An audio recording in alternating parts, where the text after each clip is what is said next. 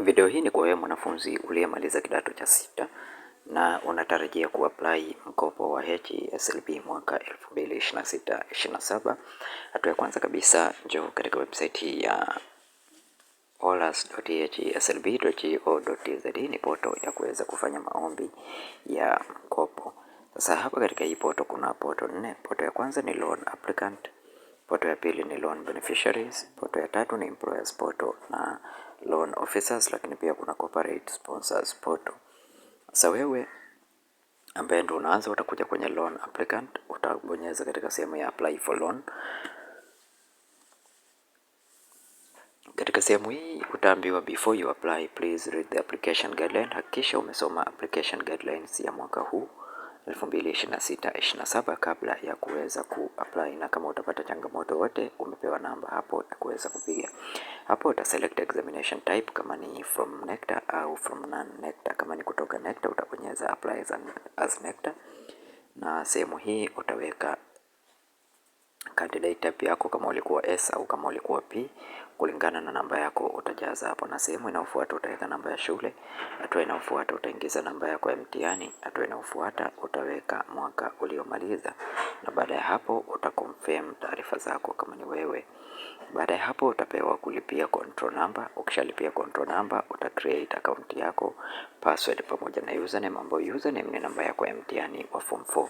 Uta create password zako, then baada ya kukamilisha hilo sasa utarudi kwa ajili ya kuja kulogin katika account yako. Utaenda kulogin katika account yako katika sehemu ya kulogin. Sasa ukisha create account utakuja kulogin as loan beneficiaries. Sehemu hii ndipo sehemu ambapo utakuja kulogin. Namna hii utaweza kuingia katika account yako na utaweza kama ni wa diploma, kama ni degree, basi hapa itaweza kusoma. Utabonyeza continue with the application ili uweze kuendelea na application yako. Okay. Na katika hii poto sasa hivi kama unavyoona, hatua ya kwanza kabisa utajaza basic information, ambapo sehemu utaweka picha yako, utaweka taarifa zako pamoja na majina yako. Hatua ya pili utaenda kwenye demographic information.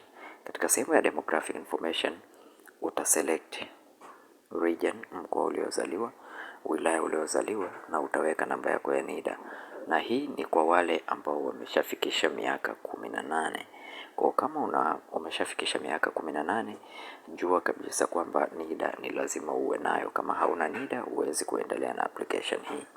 Kwa hakikisha una kitambulisho chako cha NIDA. Kama tayari umeshaweza kufikisha miaka 18, hakikisha una kitambulisho cha NIDA. Lakini pia kuna sehemu ya demographic information ambapo ni hapo utajaza NIDA, lakini pia kuna sehemu ya preliminary information.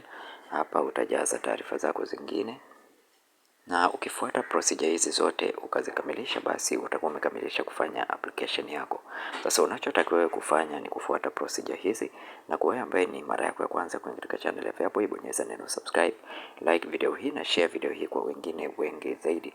Lakini kama unapata changamoto wote, cheki WhatsApp tukusaidie kufanya application hii kwa gharama nafuu kabisa. Hakikisha unapokuja WhatsApp na unakuja kwa kazi, sio kuja kuuliza usaidiwe hatua fulani. Kama unahitaji kusaidiwa angalia tutorial, lakini ukija WhatsApp njoo kwa kazi moja kwa moja. Asante na karibu, tukutane tena katika video inayofuata.